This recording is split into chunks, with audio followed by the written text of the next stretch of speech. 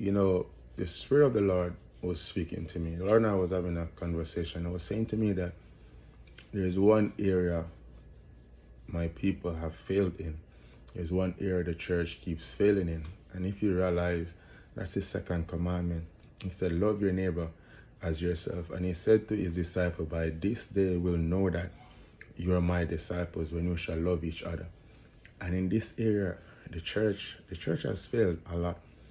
If you realize the church they express love for every other thing, but not one another. And I remember I had a dream, and I don't know why God gave me this dream, but in the dream I was sitting between two denominations. And I sat there and I saw one on my left, one on my right. And I could tell where they're fighting and the differences, and how they were missing it. They were missing Jesus, both of the denominations. And I got up, and when I got up, I knew that God wanted me to unite them.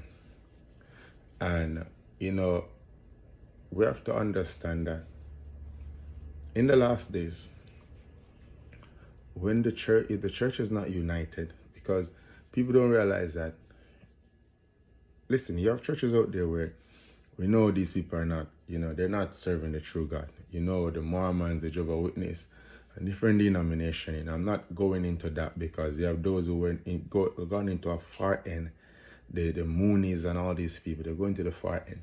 But for those who are filled with the Spirit, the charismatic, the evangelical, the Pentecostal, the Methodist, the Baptist, you name it, Jesus died for all these people. And we fail to love each other.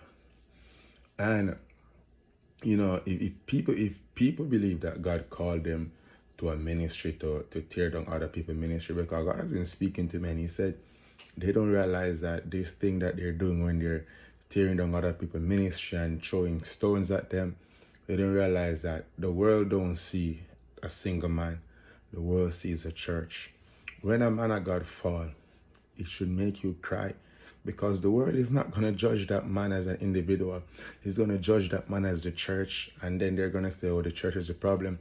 The church is doing all this, the church is doing all that. There's a way we handle matter when it involves the church. Some people will get public embarrassment and shame. That's a given.